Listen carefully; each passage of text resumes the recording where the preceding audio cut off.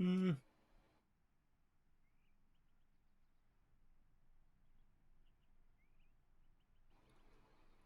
race fans, Peter Mackay here, welcoming you to the Ricmotech Classic Sprint Series here at beautiful Lime Rock Park. Joining me in the commentary box today is our very own elite Texan, Austin Knight, and bringing you these wonderful images and graphics is Dennis Branch. Now, this wonderful Lime Rock circuit has some little quirks, some little twists and turns, so thanks to our sponsors Ricmotech, here is a handy track guide to tell you all about this wonderful facility.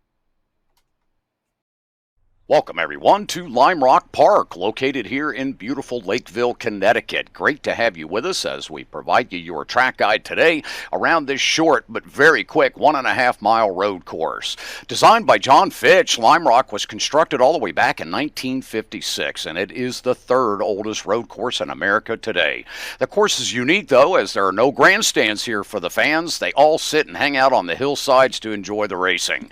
The course has seen minimal changes over the years and has been raced by legends like Sam Posey and Paul Newman. The course still hosts major events to this day and remains one of the greatest road courses in the U.S. Well, let's begin our track guide around this short but fast-flowing road course as we head up the front straightaway. Sam Posey Straight, as it's named. We'll cross the stripe here and head towards turn 1, which is a very fast entry and a double right-hander. Come right down into 1 here. We're going to track out just a little bit to set up that entry for 2. Come right back to the apex. And then right back on the throttles. We come off that corner and swing out wide here for the only left-hander here at the course, turn 3. Very tight wrapping corner. Then we'll come into 4, which is pretty much wide open throughout this turn and up onto what's known as No Name Straight, the backstretch here. And then we're going to head down into the new turn 5 here. This is the uphill chicane. To the right, to the left, and back to the right again, up the hill as we head out of 5 and then towards West Bend, known as turn 6 here. Right back to throttle, up into 4th gear, down underneath the walkway, into this fast drop-off into the final corner of turn 7, and then up onto the final straightaway here. Sam Posey Straight once again as we head down the straightaway. And that is your track guide as we cross the start-finish line for.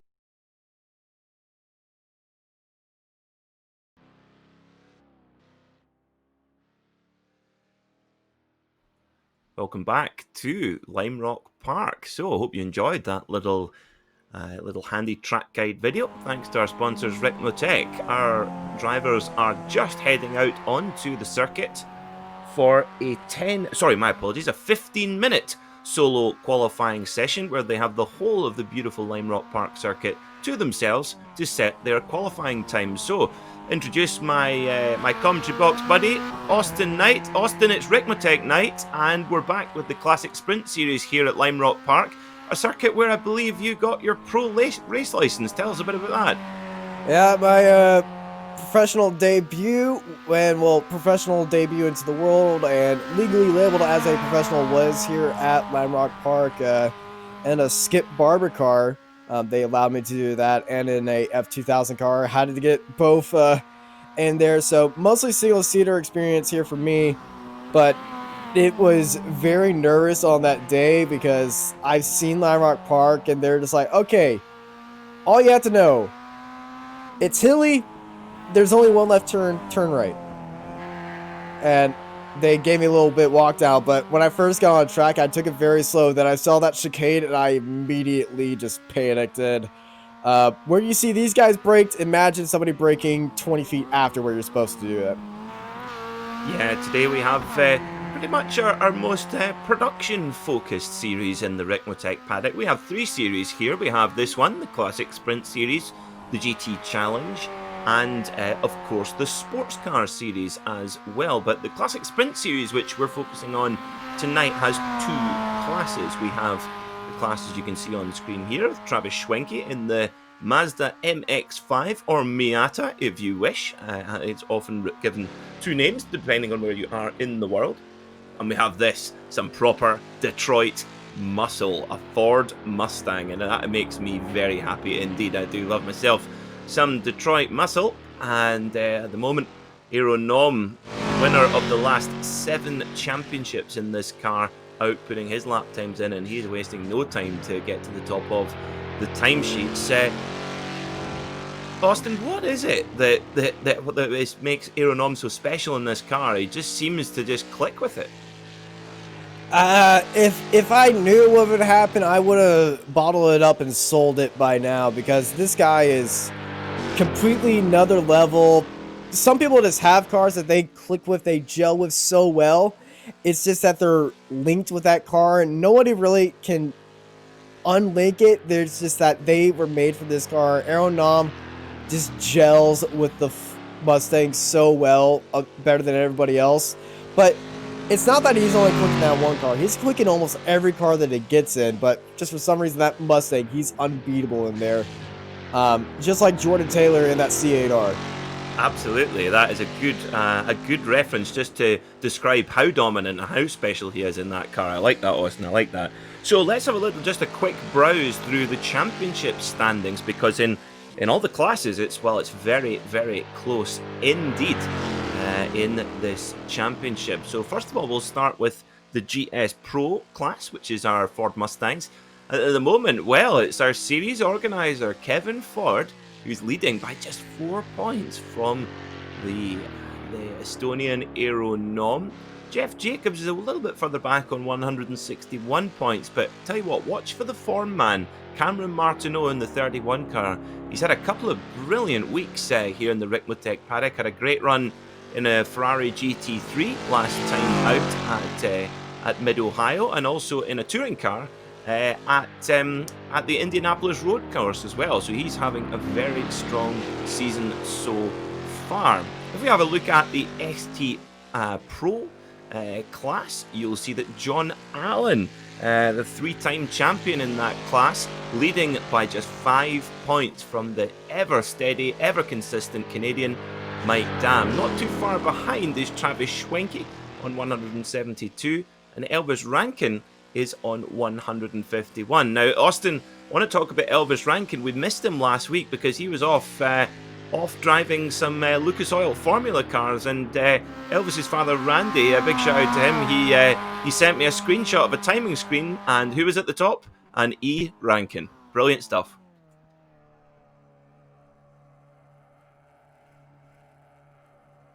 So we look at our ST Open category right now. Greg Mack leads that championship ahead of Mike Taylor, followed by Greg Brockway, Brendan Huron, Derek Hall, and Michael Key, Mitchell Peak, Edgar Santinelli, Breveris in 9th, followed by Casey Duncan, Nicholas Parchino, Kevin Ladd, and Mike Cummings in 13th. So there you go then. That is how the championship standings looks as it is. And next time out, we will be off to Phillip Island in Australia in a couple of weeks' time. I'm incredibly excited about that. That is certainly my favourite circuit for motorcycle racing anywhere in the world, and I'm sure it'll be equally fun for these cars. The moment we're 6 minutes into this qualifying session, let's get Kevin Ford over the line. Does he improve? No, he does not. Oh, he does. Just waiting for just a little bit of delay in the time screen there. 58.917 for Kevin. Jeff Jacobs goes over the line, and I'll tell you what, I'm liking this Jeff Jacobs paint scheme. What is that on it? There's a lot going on that paint scheme, Austin, but it's I like it, whatever it is. It looks like a gator. Yeah. Is he from Florida?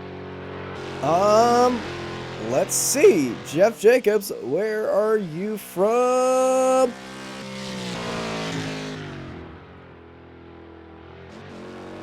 I don't know. Maybe we'll hopefully he gets on the podium and we can ask him yes. as well. So at the moment you see in the MX-5, the Miata class, well, Elvis Rankin top of the timesheets in that class in 1 minute .484. So will anyone break the 60-second barrier in that class? Of course, this is such a tight and twisty circuit, Austin. I feel like the Miata is just perfectly fitted to this track. Yeah, the Miata is extremely well fitted for this track. A lot of people know this track from the Mazda Rookie Series that iRacing has. Every road course racer start and Lime Rock Park usually has around 2 dates in there, and I believe they now have 2 to 3 dates in there now with Lime Rock Park having those 3 wonderful layouts here. You got the classic one, you got the Grand Prix layout that we're in, and you have my favorite, the chicanes layout, which has that little chicane at the end of the back straight for a little extra passing zone and more braking zones, making it a little bit more fun and challenging. I personally like the one with the pretty much the rallycross jump, which is basically bypasses the chicane, turns around to the right, and then goes over a blind crest. And if the car has enough power and the right aerodynamics, you will get liftoff, which is incredibly exciting. Can you imagine that? Back in the 1980s and in 1989, Hans Stuck won in the IMSA GTO class in the fire-breathing Audi 90 Quattro. In an era in IMSA where the cars were absolutely crazy, huge turbocharged horsepower in the GTP class, but also in the GTO class as well, which was so exciting to watch. And of course, speaking of IMSA, of course, Lime Rock's a track which we've been to quite a lot in recent memory in IMSA, but this weekend we go to the Charlotte Roval after many, many years away, which I'm very excited about. Yeah, Charlotte Roval is going to be a massive peak of interest race. I remember when NASCAR first announced that thing, and I'm like, I really want to see other series tackle that more than NASCAR Cups, but every series that race there always has a banger of a race. It's just an interesting circuit to see, and it just works. But I really hope they do the long layout this time for IMSA. Well, I'm sure. Hopefully they will. Use the same layout that the NASCAR guys do. Well, the long layout has 2 more hairpins. Oh, I see. Oh, my apologies. I didn't realize that. So is the NASCAR is the shorter layout then? I'm guessing then. NASCAR has that turn into the infield, and then it's a full reverse oval, and then turn back out. The long layout is the full reverse oval, and then they have a hairpin, and then a slower hairpin, and then a slower hairpin back onto the oval. And that layout just seems extremely fun to watch a massive field go through. A lot of overtaking opportunities in that layout. I see. Well, I'm thinking it's going to be quite like it's going to be quite similar to Daytona, with the the infield section and the oval as well. So it's going to be absolutely fascinating. I'm really looking forward to it. So as we pass over the 10-minute mark, our drivers just setting the last of their lap times. And of course, here at Lime Rock Park, the overtaking opportunities you mentioned, Austin, are really, really difficult. The main one I always think is going into turn 1, into Big Bend, as it's known, turn 1 and 2. That's one where you can kind of put a block pass in at the end of the front straight. But also that chicane, getting a move done there cleanly is a really, really tricky one, isn't it? But it is there. The opportunity does exist, but it just shows you how important it's so dangerous. Yes, exactly. Yeah. And of course, that means that of course these laps here are so vital. Of course, only 60 minutes race rather than our usual 75. Yeah, and as we were looking back at Kevin Ford, our current Mustang Championship leader, trying to defend from the closing in Aeronom, who's sitting on provisional pole. Car below him, Jeff Jacobs in the Gator from Pennsylvania. That I just did some digging, found out that he's actually from Pennsylvania right now. Now you're going to have to help me here, Austin, with my geography. Do they have gators in Pennsylvania? If you go to a zoo. I suppose that counts. So it's his maybe that's yes. So maybe that's his paint scheme. It's a Pennsylvanian zoo in captivity crocodile. Or alligator, I should say. Crocs are very cool. Like, we have them in Texas, but only in certain parts of Texas. Then again, every ecosystem is in Texas. We're just that massive. Yeah, that's true. That was, I tell you what, well, for our regular viewers for the Ricmotech paddock, you'll remember last time out, Austin and I were planning a European road trip to some great racing here in Europe. And Austin, you sent me a picture of the state of Texas overlaid over Europe, and they're about the same size. Yeah, the entire continent of Europe is Texas. So I've That I've is done scary. I've done the road trip from Italy all the way up to the northern part of Germany, basically, and it's just nutty to see the size comparison. So what seems like a massive day-long drive compared to just like I would have crossed 3 countries in that drive, but I still can't leave Texas in a day. Yeah, Wow, that's amazing. That is absolutely amazing. Well, imagine what it's like here in Scotland. If you drive 20 minutes, there's a completely different accent to enjoy. There I is a joke about I that, can which deal with, I I can won't. deal with that. I can deal with that. Yeah, I'm best driving roads in the world here. I tell all you right. what, there are two, not one but two Miatas parked on my street. Actually, there's one quite nice, one of the hardtop ones, the new ones, which is quite nice as well. And yeah, if you don't get the chance to get the soft top down very often here, but you get good roads. Of course, these little Miatas they're just wonderful bits of kit. You know, only less than 900 kilos in weight, 2 litre, naturally aspirated. Not an awful lot of power, but of course you don't need a lot of power when you've got such light weight. Yeah, when you have an extremely lightweight car, a car that handles so well, you don't really need a lot of power to get around going. It's just like a go-kart. 39 horsepower in a cart that you could basically pick up with one hand if you're really trying. Um, but underpowered cars with just enough power to spin up the wheels if you aren't careful are so fun to drive, and that's what has made the Miata platform so popular around the world. And of course, the great thing about the lightweight is with a kind of road based car like this is you don't. I guess if you're taking one of these things racing in the real world, you're not going to wear out brakes so quick. The tires aren't going to get worn out so much, and yeah, they. I guess that's why they're so popular for racing is because they're relatively easy And to maintain. and And it's the most sold car for sports use. So there's a lot of parts available out there on the market in case you need some brakes, you need a new hood, you need a new roll bar because you stupidly flipped one because you weren't thinking. You got rear-ended. There's a bump before your mirror falls off. Not sure if that happens as much as it does here on iRacing, but it's there. oh, I think it would with the closeness of the racing as well. So, fittingly, our drivers are just gathering up behind the Ford Mustang pace car after qualifying. So let's see how they line up for the 60-minute race here in the Ricmotech Classic Sprint Series. On pole position is Aeronom alongside the form man Cameron Martineau in second. On row 2 will be Kevin Ford, championship leader, alongside the Gator, Jeff Jacobs. Row 3 will be Tyler Shiflett and Tony Kernan, followed by Shad Curran and Robert Brist. Clint Vigas and Elvis Rankin will start from the 5th row, with Mike Dam and Travis Schwenke right behind. Row 7 will be Jacob Beasley and Mitchell Peake. Chris Thorman and David Payton will start on the 8th row, followed by Brennan Haran and Greg Mack, Jordy Fike, Edgar Sancinelli, Greg Brockway, Mike Taylor, Derek Holland, and Patrick Prevenis. And finally, we'll line up Eric Clister, Casey Duncan, and Nicolas Parseneau. So, thankfully, a nice short pace lap here at Lime Rock Park, such as the close confines of this particular circuit. A track which opened back in 1957. It was the pioneer behind Lime Rock Park was a gentleman called Jim Vale, and whose father actually owned the land on which the circuit was eventually built.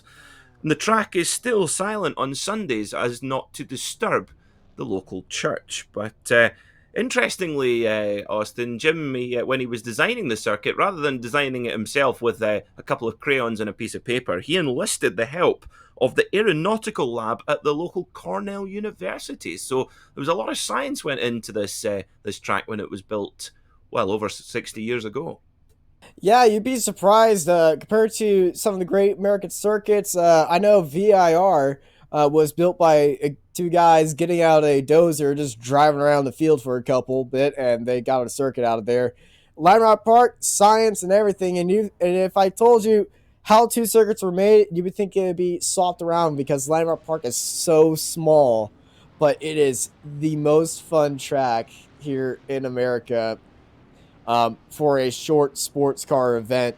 And you're going to be hearing our race control get very active throughout most of this lap because this lap is so short that they have to pace these cars at a different sector. It's going to be like watching two races happen halfway through there. But what's going to get extremely interesting is about 15 laps into this race, I'm predicting, is when we're going to get lots of traffic here. And you're going to start seeing massive Mustangs chasing down small Miatas. And it's going to look ridiculous, but it's going to look fun. Oh, it certainly will. And of course, these cars, although the Mustang is faster in lap time, well, it makes up all that lap time on the straights. In the corners, well, that little Miata really quick through the corners, so that's going to make the traffic an absolute nightmare to deal. But here is our race marshal. Pack up and pair up. Prepare for the start. Giving them the prepare for the start right now. The MX-5 leaders are actually a little bit ahead, but here they go side by side through one of the very famous right-hand corners coming ST, down pack below up the and pair up, bridge. please. Prepare for the start. ST, pack up and pair up. Miata's getting the pack-up noise right there. The Mustang pace car leading out this Mustang field. Pulls off to the right as the Mustangs round that corner. Aeronom ready for them to go, waiting for that green flag to drop, and let's go racing here for the Ricmotech High Performance Sim Racing Equipment Classic Sprint Series presented by Proformer Elite Texas Graphics. Aeronom making a brilliant launch from the start, going right at the exit of the pit, or entry of the pit lane, and just gassing up that 3,000-pound machine, laying down all that power. But here come the Miatas, and it's Elvis Rankin who's got the launch, got a very good launch from the start. He will lead cleanly into turn 1 and 2. Big bend. Mike Dam there up the inside in the 93 machine. Jacob Beasley just tucking in behind now. Has Mike Dam got by? He has, yes. So he pushes back Travis Schwenke, it looks like. So interesting start from the Miatas, but nice and clean, nice and tidy. What we've come to expect here in the Ricmotech 6 Sprint Series. Yeah, we got a little bit of an incident. Vigas was turned around in the chicane as our Miatas head into here right now. Here's what happened to Clint Vigas heading into the chicanes, looking down of the GTR Mustang, and he just completely overshot that braking zone and straight into the curb. That really upset that Mustang, and those curbs are really high, especially when you see them in person. Oh, look at that drifting from Elvis Rankin. Fantastic stuff. Of course, all the Miatas, you're just balancing it on the throttle, skidding around on the very limit of grip that these cars have, and it's just so spectacular. Kind of like old classic racing cars, actually. Really special indeed. But my goodness me, that week off for some real world racing, Austin, is well, it's certainly working for Elvis Rankin because he is off at the front. Yeah, Ellis pulling away up front. It's a Ryan 1, 2, 3, and you know how we were saying last time we were watching these guys pull off from 1, 2, 3. They're just buying up every good driver in the field. Well, they're certainly getting the money's worth today. Kind of like BMW was in the 8 hours of Indianapolis this weekend. Indeed, yes. If you've got the numbers, it makes a big difference. So Ryan, the Penske of the Ricmotech paddock at the moment, who's so dominant, they've obviously signed up Elvis Rankin. They've got Mike Dam on board as well. That was a mid-season switch, so brilliant to see. Now, what is also brilliant to see, this, I tell you what, Cameron Martineau, the last couple of rounds, Austin, across a variety of very different machines. You know, a Ferrari GT3 car is about as far away from one of these Mustangs as you can get in terms of sophistication, but tell you what, it doesn't matter what it is, Cameron is just on a rich vein of form right now, and he's putting a lot of pressure on, you know, the 7 times in a row reigning champion in this class. Yeah, it goes from high technology Italian engineering to good old raw American muscle, big, heavy, will rip your eyeballs out if you look at it wrong. Yeah, it will. It's a mean-looking car, isn't it? It's wonderful. But yeah, sorry, I made a mistake at the beginning of the race. 3,600 pounds these weigh, or 1,632 kilograms, so they are heavy for a race car. About 325 horsepower from their 4.6 litre V8. Now, interesting there, we rode on board briefly with Cameron Martineau. He was making sure he lifted off nice and early to get on the brake nice and gently.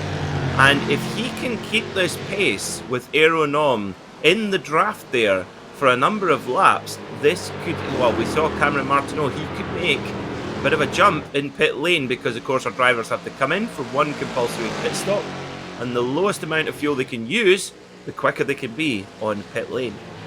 Yeah, and when they get to those lapped cars, that's when it's going to get extremely interesting with these two guys up front. And I believe that's what Cameron is looking forward to, looking to make that pick first, and then try to stay with Aeronom or try to get ahead with Aeronom and be ahead of a mistake. And speaking of mistake, we got a MX-5 turned around in the chicane as these guys are coming up here right now.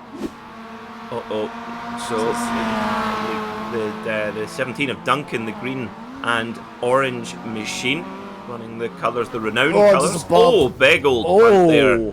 Oh, wow. Oh, lands on its wheels though, which is always good. I'll give him a 6 on the landing. Yeah, nice. Great light. Stuck the landing well, and well, there's that injured Miata moving over to the side now. You'll see on the bottom of your screen race. Oh, and here comes Cameron. Oh, you called it, Austin. First sign of traffic. Wham! He's by. Look at this drag race down the San Posi straight onto the brakes. Cameron Martineau, can he seal the deal? Looks like he can.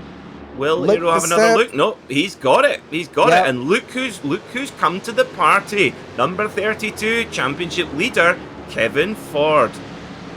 Yeah, if he wants to stay in the lead, he needs to be finishing ahead of Aeronom right now just to stay up in there for another round. But seeing Aeronom drop down a position after that first sign of traffic makes penalty me car 29. a bit worried as we have a mess for responsibility drive-through penalty 29 drive-through. Drive-through penalty has been issued for Patrick Pervanis in that 29 car for instant responsibility. He's serving that right now. Aeronom's not going to have any opportunity to answer as Cameron Martin is flying away from him. Yeah, it looks to me that Aeronom is just playing the long game here.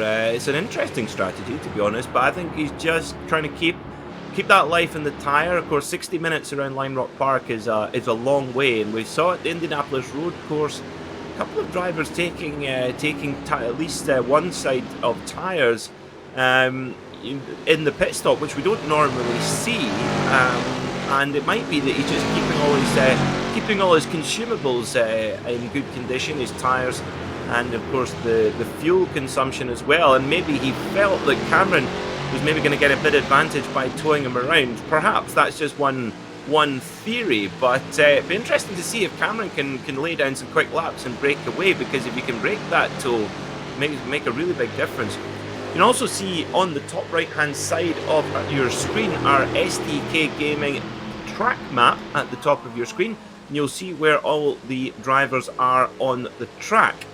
So you'll see the number 1, the orange number 1 at the just coming around turn 1 and 2 right now, then on the left hand side. That is the leader in the GS class, Cameron Martineau, and already, as you called, Austin, already starting to approach the back of the Miata field. Yeah, I said lap 15 is going to be the big kahuna where everyone's mixed in with everything. And they're already closing in on 10th place right there. Probably by next lap they're going to get there. But let's stop looking at the front of our Mustang laps ahead over to our Miatas, where we got a nice battle for third place. Brendan Huron and Thorman going side by side. And oh, that's a very risky dive, but around the outside, the 60 of Chris Thorman held it right there above Brendan Huron, and wow. That was a great move, and that's the type of racing you can get here with the Miatas. There's absolutely no aerodynamic, no downforce at all on these cars, and they just make for fantastic close racing. Brilliant stuff. As you see, Mike no Dam, downforce, but a lot of drag. Yes, kind of not. You want it the other way around, don't you? But The number 93, Mike Dam, he's dropped back to third spot from an earlier second spot. So I wonder what happened to Mike Dam along the way. But you can just about see at the bottom of the San Posey Straight, there's our leader, Elvis Rankin, piling into turn 1. I think Mike Dam might have a bit of damage. Might have swatted one of those curbs a little bit too hard, and that will give you some damage. You won't see it struck, you won't see it visually, but it is going to be affecting him suspension-wise. I see. Is that when you hear that horrible crunching noise, like you've just scraped an alloy wheel on the curb? It's scraped an alloy wheel, and if you're in VR, you would probably give yourself a little bit of a visit to a hard rock heavy metal concert. Ah, I see. So here he is, Jeff Jacobs, the Gator. Now look at this wonderful looking machine here. It's big wiggle there from Tony Kernan in the black bomber behind. But these guys just holding down just the fringes of the top 5 right now. But the leaders are right up ahead. They're not far away. Now Made the way past, and Kevin Martineau, he's made great work of these Miatas. He's pulled a 1.5 second gap to Aeronom and Kevin Ford right behind him. Yeah, Aeronom just keeping very, very in control here. Interesting to see the strategy. He's definitely not deploying his complete pace yet. I'm certain of that. But Kevin Ford, he's taking that advantage. And of course, that gap in the traffic as they start to work their way through the bulk of the Miata field, that gap of about what's now 1.5 seconds, it's going to go back and forward like an accordion. Because of course, if you get caught behind the traffic at the wrong place in the Mustang, it's a really painful wait until you can get the move to move by. Mike Dam, rallycross Mike Dam. Getting some air, and there's that damage. That front right is destroyed. It bumped up against the wheelhouse and just shoved that bodywork way up in there, and he's got a lot of damage on that Miata, and that thing's going to be handling a lot differently, especially with this track being consisted of mostly right-handed turns. The one left-handed turn here on this track is known as left turn. Yes, the left hand, they need to maybe get some more imaginative names, but Big Bend is quite a good one. Yeah, and the left-hander, the right-hander, the no-name straight, the uphill, West Bend, and the downhill.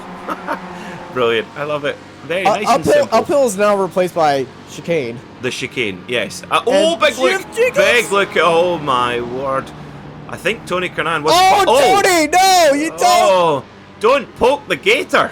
Oh, the Gator has been spun out, and watch out on this track re-entry. There is one car coming on the way, but Jeff is certainly aware that has his F3 menu up. It gets back on track, but he's going to be coming back out with Briss with him, but I think he might... he's on the move now. He's on the move, and I think Race Control is going to have a party. Yes, they are. Yeah, if you're new here to the Ricmotech paddock here on the iRacing Esports Network and Apex Racing TV, you will see that the race stewards, they have live human race stewards here in the Ricmotech paddock, and well, we've seen so many times, Austin, if there's any kind of nonsense, the stewards are straight onto it. A decision is made quickly and fairly, and action is taken, and because of that, in general, the driving conduct in this series is absolutely exemplary. Yeah, these race stewards are known for being completely fair and going straight by the rule book and not taking no for an answer. But if there is a racing incident, they're racers too. They know what a racing incident is, so they do have some leeway. But that incident we saw with those Mustangs is pretty cut and dry, going to be a penalty. Yes, I would agree with you, absolutely. That would be the right call in my opinion. So, Brennan Haran, well, he's really getting some pressure now, isn't he? He's trying to hold off, he's putting on the pressure, my apologies. Brennan Haran in the 45, goes to look up the inside. This is one of the best opportunities to make a move, but is the inside open? Just dancing on the edge of grip. So tricky through there, through Thorman just dancing on it. And of course that the grass on the outside of Big Bend, I swear there is a magnetic field in that grass, Austin, because it claims so many high profile victims. It's claimed me Ah! multiple times as, oh my goodness. That's scary. Brennan Horn going down that little short no-name straight. Penalty The next thing you cars, know, hello seven, Mustang, incident popping up your inside, especially in that braking zone. It is Driver. pretty scary. And yep, car number 7 getting that drive-through penalty for that incident. And that's what you get when you try to wrestle a gator. Yep. Don't mess with the gator. So, I feel that nickname's gonna stick, Austin. I think. Well, if it I keeps hope running he'll- that paint scheme, it will. Yeah, I hope he likes it. I'm sure he will. That's a pretty good, cool name to have, actually, the Gator. Well, he's a big so- fan of the Florida Gators. That's why he's running it. Is that right? Aha. Well, that makes. Well, there is a total sense. Florida Gators logo on the car, so. Well, that makes a lot of sense then. Of course, Florida Gators is a college team, isn't it? It is. Now, forgive me, I'm going to get pelters for this, but which sport is it? Football, basketball. I thought it was football. It's the entire school. The mascot's name's the Gators. So that applies to all the college sports then. Yes, and okay. if you want to know something else, Florida, University of Florida is also where they made Gatorade, because it was made in Florida, and they called it Gatorade because they were giving it to their athletes for, performance. High performance H2O. Yeah, that is. Well, I have to say at in the media center at the Rolex 24-hour at Daytona this year, there was an unlimited free Gatorade fridge, and I sampled the whole range, and the red one, that was my favorite. Oh, my favorite's the orange one.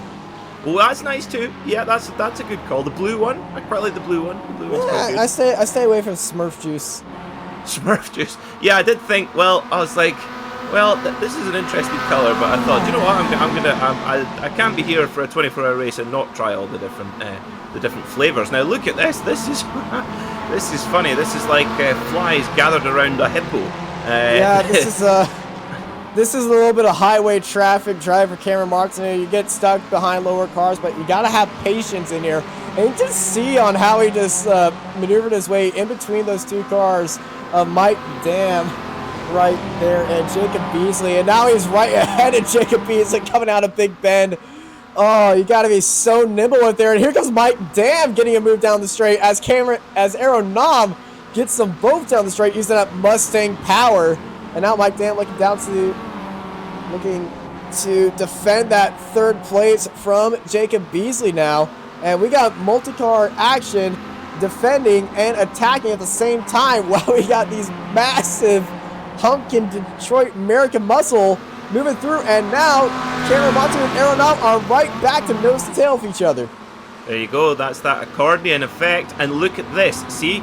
Straight away they came back together, but now Martineau's going to get a clean exit out of the chicane, and Aaron Nom, he's got to wait to get past Travis Schwenke, and that stretches it back open again. So this is the traffic gives, and it takes away. Now, of course, normally the pit stop strategy can really make a difference in terms of where you want to come out of pit lane and get yourself some clean air. But today, Austin, really there is no clean air at all. As you can see from the SDK track map, there is very, very little room out on circuit. So I guess it doesn't necessarily matter when you go in for your pit stop as far as traffic is concerned. But actually, traffic will help you and hurt you in so many ways here. If you're looking at the track map, if you have a track map app, if you're running the SDK app like we are and you have it up on the live HUD, you can have that track map up while you're driving, and you can just pick out points. Okay, I got clean air in front of me.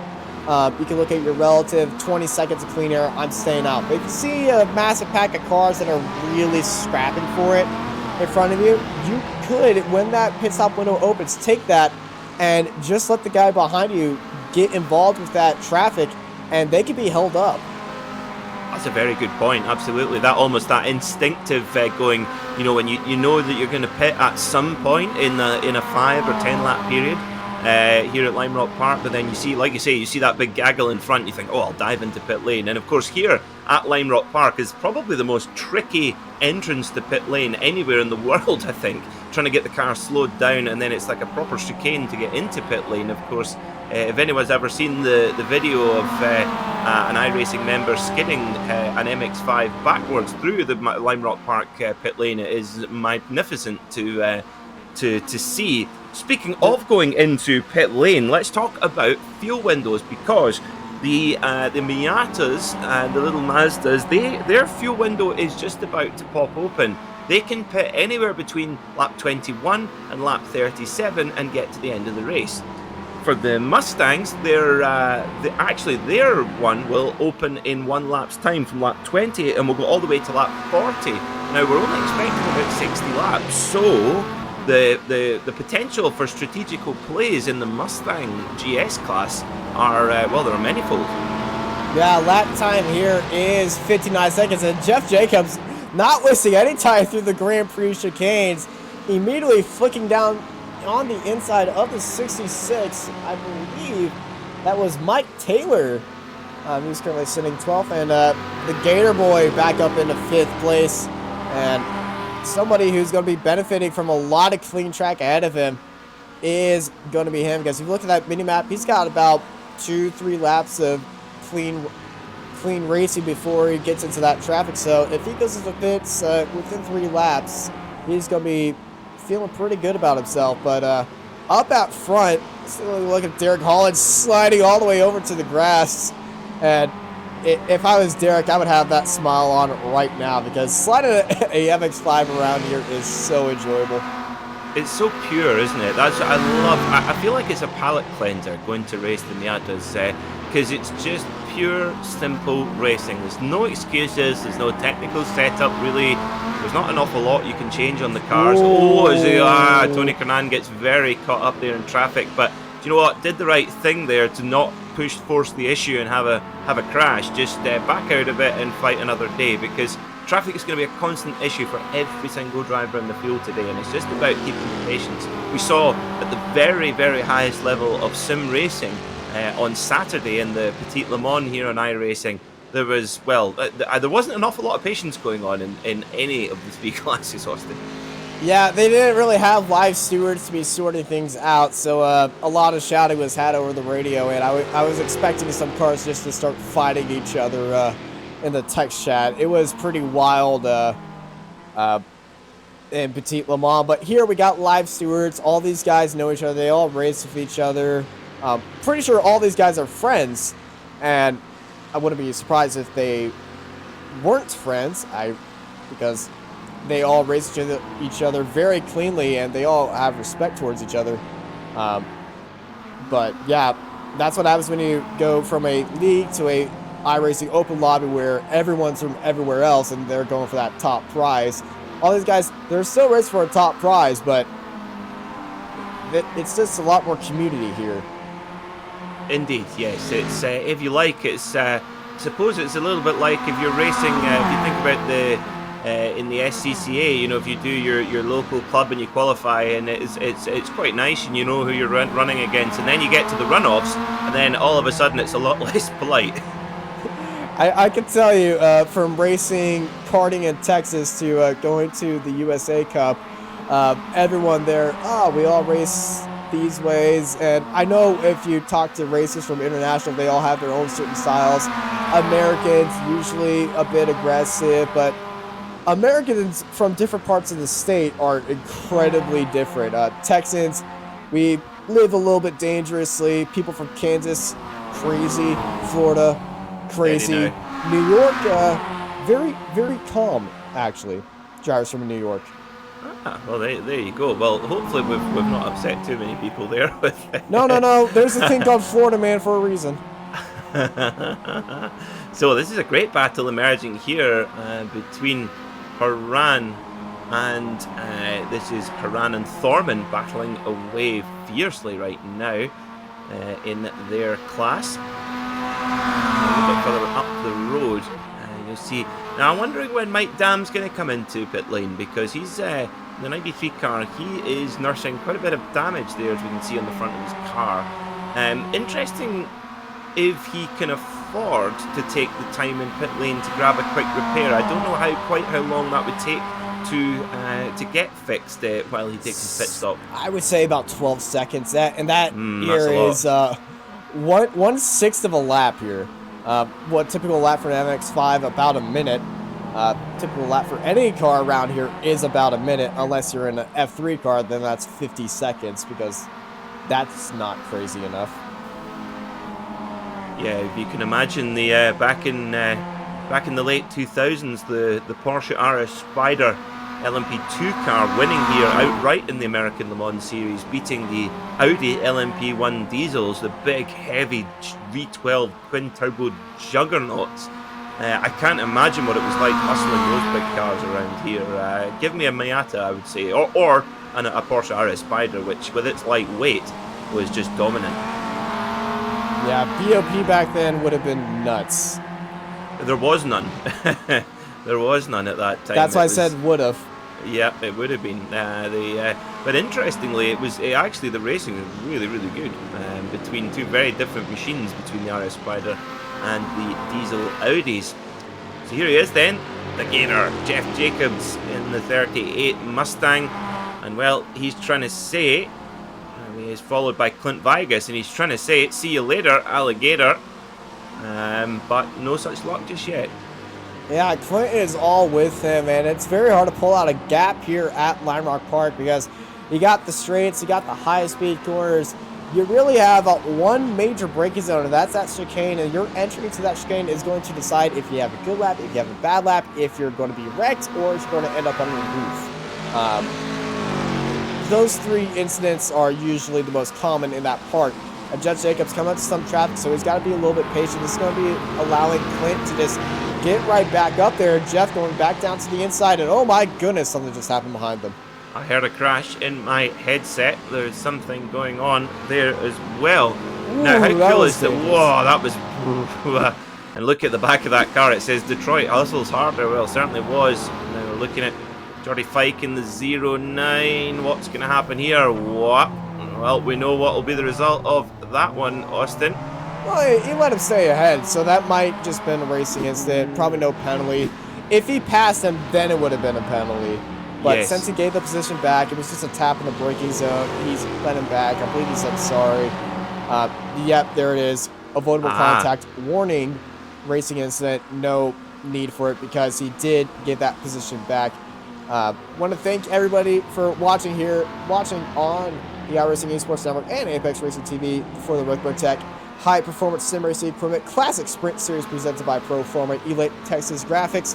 We're here at Lime Rock Park, 27 laps down, and about to close in on the final half hour here. We'll be right back after these messages.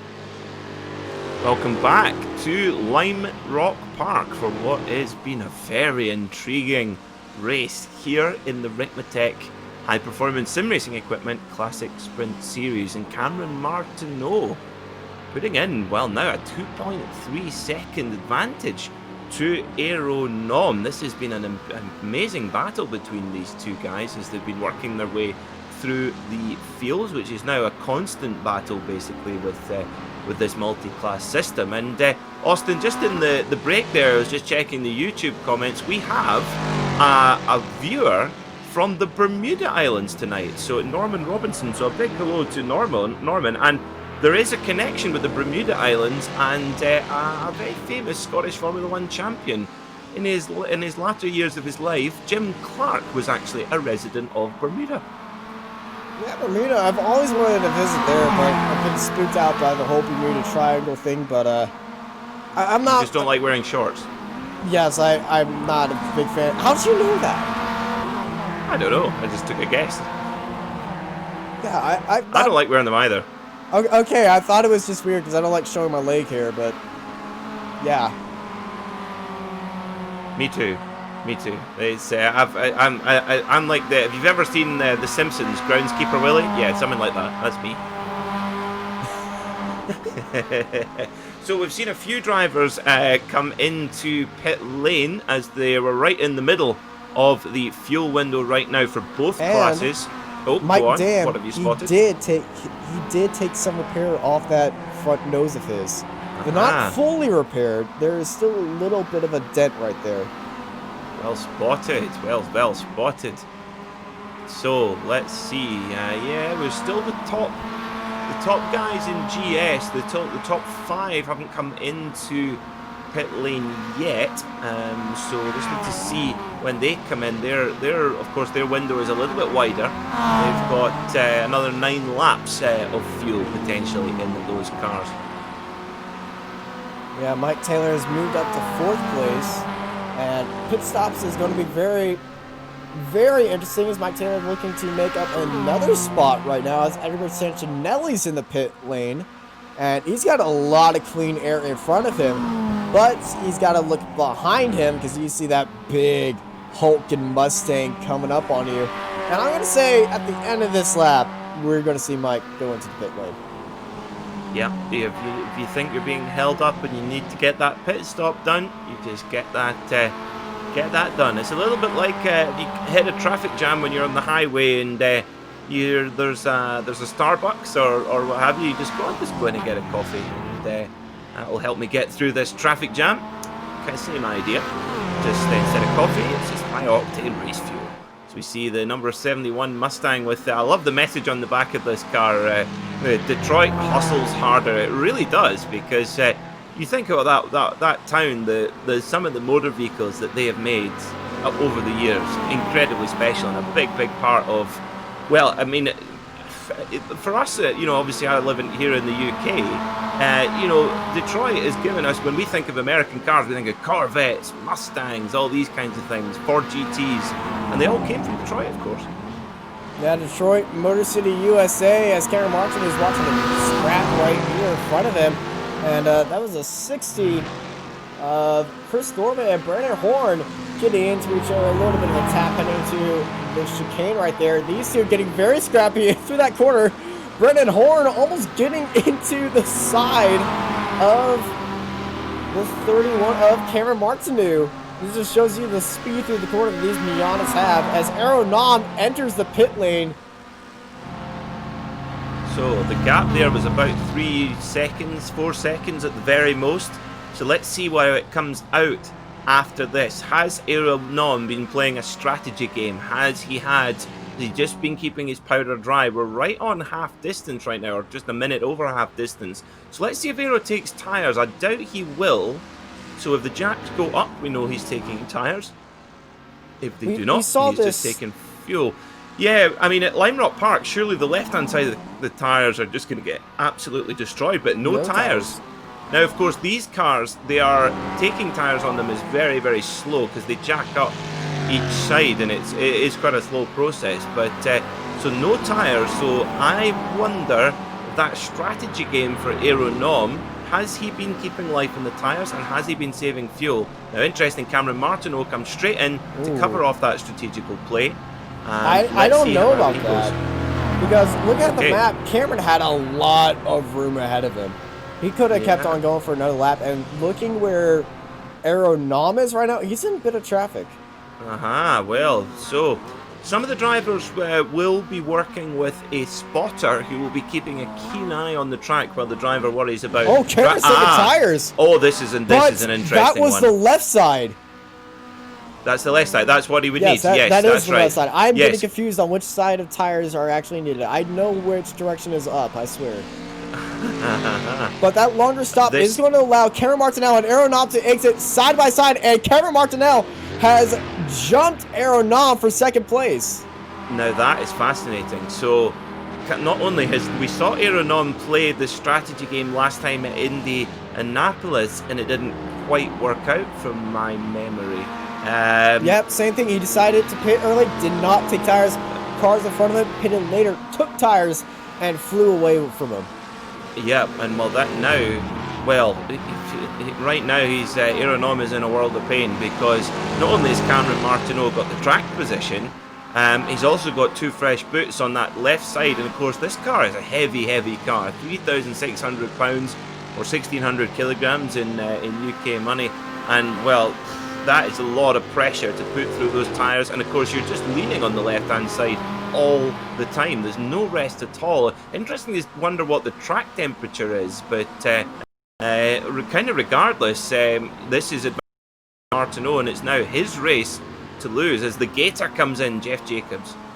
Yeah, it's time to go to the pit lane. He saw some traffic out there, and he's reaching the end of his fuel life. So these guys reaching the ends of their fuel tank allowment for getting back there on track. So we're looking at our battle for second in class between Brendan Harana and Jordan Feike. And both these guys, they're actually in 2 different classes separately, but they both race in the Miata overall race as well. They do indeed. The cars are identical, but they're split up into Pro and Open based upon their ability. So 36 laps down, 35 minutes complete, where this is a timed race of 60 minutes. So really coming into the business end of this race now. And here at Lime Rock Park, you get no rest at all, which, I mean, Austin, tell me about it. When you've been racing in the past, both in the sim and the real world, did you prefer, in terms of keeping your mental concentration, do you prefer circuits where you can get a little bit of a rest along the long straights, or do you just like to have the corners coming thick and fast so you don't let your mind wander? How do you approach it? Well, when I race in circuits, I kind of like to have something that I can a little bit of refresh, relay a little bit of stuff. But before I was racing in USF 2000, when I raced in Baja, I had no chance to relax in Baja racing, and there was a reason why I only did about 3 years in there, and I just preferred circuit racing until I had my incident at Mid-Ohio. I see, yeah, of course, Baja is, I cannot imagine what that is like. Shake your teeth out. Think of driving a Mustang around the Nürburgring, and you'd never driven the Nürburgring before, and then driving a brand new Nürburgring every lap. Yeah, that sounds scary. That sounds very scary indeed. And then add dust. Oh yes, we forgot about the dust. Of course. Did you ever have to do any roadside repair? Did you ever have to stop to fix anything? Surprisingly, no. I've won one race in my Baja career because everybody else didn't finish. That's the name of the game. Yes. Long distance off road, get it to the finish, and you never know. So there you go then. And well, I managed to make it to a pit stop with a flat tire, so I didn't have to change it. My crew did.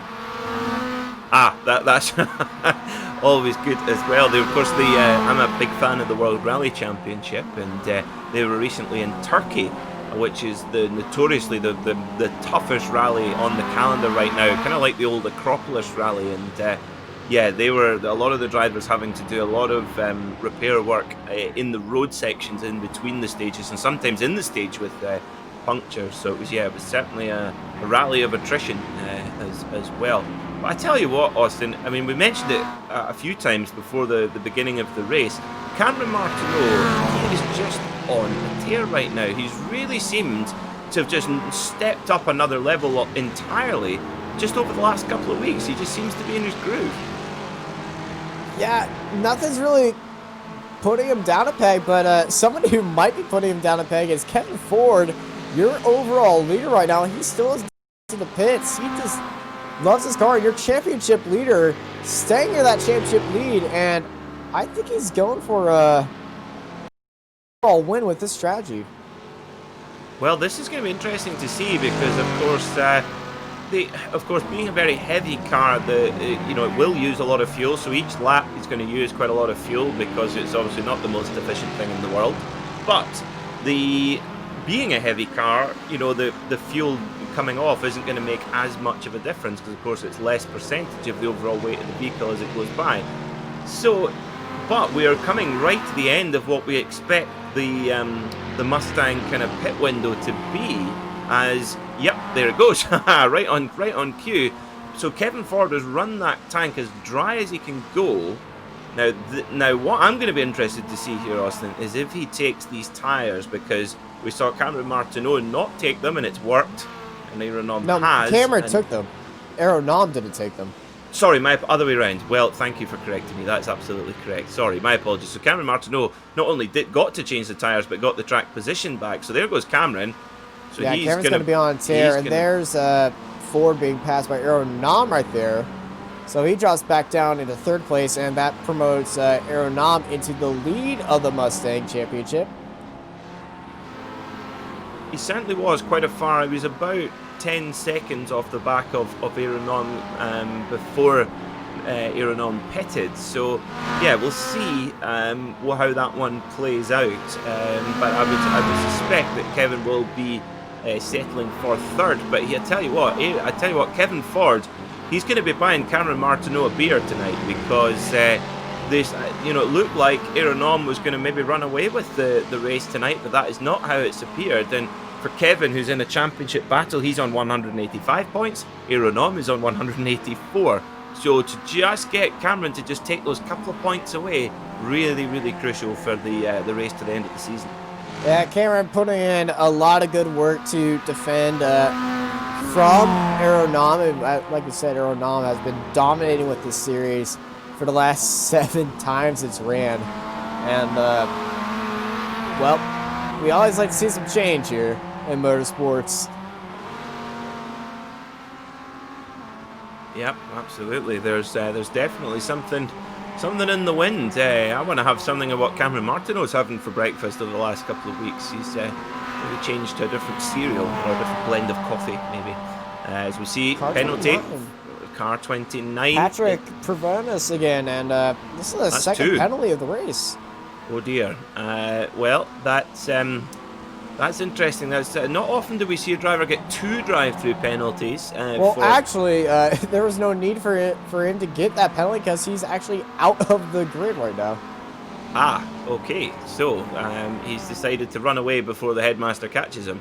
Or the principal. Tony's getting loose. Tony Kernan. Well, he's looked loose quite a few times when we've caught him on camera. Austin, he's getting really loose in that Mustang. Now that car is not one I've got much experience with at all. Is there a great deal that you can change on the setup with this car? You can mess with the setup, the springs, but the weight transfer, you're transferring 3,000 pounds from one side of the car to the other side of the car. It's going to be difficult no matter what. You got the best suspension in the world. You're still going to struggle with it a bit. Absolutely. And interestingly, although it's got a lot of power, it's got a big hunky 4.6 litre V8 engine. It actually has less weight than the Miata. So the Miata is only pushing 180 horsepower because it's so light. It's actually got slightly more power to weight by 3 horsepower, but in the straight line, well, the Mustang just gallops away, doesn't it? Yeah, that's kind of the same thing in karts, where you have these crazy lightweight karts that only make a measly 40 horsepower from a moped, and these things go screaming across the track at speeds, producing forces that will snap your neck, and those things will beat you up if you aren't used to them. They definitely will, for sure. You need a good, comfortable seat to stop too much bruising. Well, and good neck. Absolutely, and a rugby player's neck always helps. So, Elvis Rankin. Well, what can we say about this young man? He has been absolutely well. We see him every week here in the Ricmotech paddock. He runs except for last week. Except for last week, of course. I was coming to that. Yes, we see him race very, very strongly in the Ferrari, in the GT3 class, in the GT Challenge series, and also in the sports car series in the Porsche Cayman, and here in the Miata as well. Not often do you see someone break away, and the class of field that we have in the Miatas in the Pro class, you don't see breakaways very often, and that's exactly what this young man is doing. Just so confident. As we see a car going off in the background there. That was Mike Taylor. Suffering to the magnetic field that is the grass off the outside of Big Bend. Yeah, turn 1, if you just get that wrong, you will go off. So we got Travis Schwenke. If we just separate the two dots, Elvis Rankin is coming through the chicane right now. Mike Taylor, Travis Schwenke is just now heading into the chicane about 12 seconds behind of Elvis Rankin, who is just gone right now. And Elvis Rankin's going so fast, he's actually in 8th place overall. Wow, that is impressive for the young man. I run out of superlatives for him. He's, and of course, always keen to come in and chat to us after the race, and has always got lots to say. And I was up at my local track, Knockhill, here in Scotland at the weekend, Austin, commentating on some motorcycle racing, and there's a lot of the kids who are about Elvis's age are racing the 125cc Aprilias, and when I speak to them in the post-race interviews, it's funny, I wonder if they're trying to keep their secrets. They don't give much away in the post-race interviews, but Elvis is very generous with the insight that he gives us after the races. Yeah, that's the difference between European drivers and Americans. They know that they have a lot on their shoulders. They know that the world of racing is cutthroat, and they try to keep to themselves, be as prompt as possible and everything. And here in America, we're just like, oh yeah, we got a good lot of stuff in the car. We ran this new setup that was just right about here, and yeah, we don't like any secrets. We're the best driver on track. Heck yeah. I knew a guy talked like that exactly in the karting championship I used to run in. Yeah, he was a pain, I can tell you that.